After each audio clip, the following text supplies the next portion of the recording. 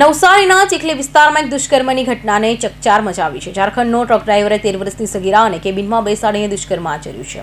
બાળકીના પરિવારજનોએ સગીરાને ટ્રકના અંદર જોઈ લેતા તત્કાલ પોલીસને જાણ કરી હતી. નવસારી જિલ્લાના ચીખલી તાલુકામાં એક અત્યંત ગંભીર અને શરમજનક ઘટના બની છે. 13 વર્ષની સગીરા સાથે ઝારખંડના એક ટ્રક ડ્રાઈવરે દુષ્કર્મ આચર્યું હોવાનો ખુલાસો થયો છે. મળતી માહિતી પ્રમાણે આરોપી ટ્રક ડ્રાઈવર સગીરાને પોતાની કેબિનમાં બેસાડી મૃત્યુ કર્યું હતું. પરિવારને ઘટનાની જાણ ત્યારે થઈ જ્યારે બાળકીની ગેરહાજરી અંગે શંકા થઈ.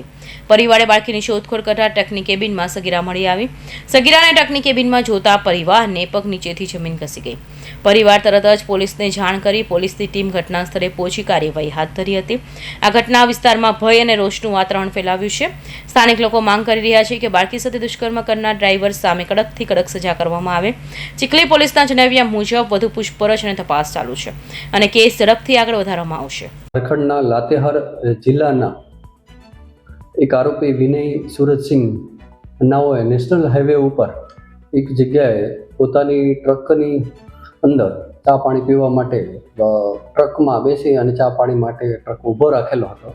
તે દરમિયાન ત્યાં એક બાળા જે હતી તે અગાઉ પણ એમની સાથે બે વખત મળેલા હતા અને તેમની સાથે આ બાળાને ટ્રકની કેબિનની અંદર બોલાવડાવી અને તેની સાથે બદકામ કરેલ હોય અને દરમિયાન તેના ઓળખીતાઓ બધા તેને જોઈ ગયેલા, જેને લઈ અને તાત્કાલિક જ ત્યાં માણસો ભેગા થઈ ગયેલા અને પછી આરોપીને તાત્કાલિક ડિટેન, પોલીસ પણ ત્યાં પહોંચી આરોપીને તાત્કાલિક ડિટેન કરી રેપ તેમજ પોક્સો એક્ટ હેઠળ તેના વિરુદ્ધમાં ગુનો દાખલ કરવામાં આવેલો છે.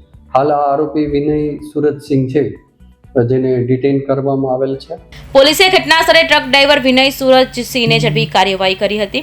પ્રાથમિક પૂછપરછમાં પુરાવા અને પરિસ્થિતિને ધ્યાનમાં રાખી તેની સામે સખત કાર્યવાહી હાથ ધરી છે. પોલીસે આરોપીઓ સામે પોક્સો સહિતની કલમો દાખલ કરી આગળની કાર્યવાહી હાથ ધરી હતી.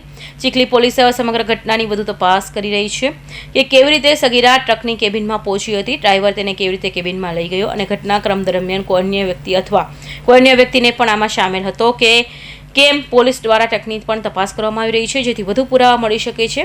બાળકીની તબિયત, તેનું કાઉન્સેલિંગ અને મેડિકલ ચેકઅપ પણ પોલીસની દેખરેખ હેઠળ કરવામાં આવી રહ્યું છે. કૌશિક પટેલનો report, Hind TV news, Surat.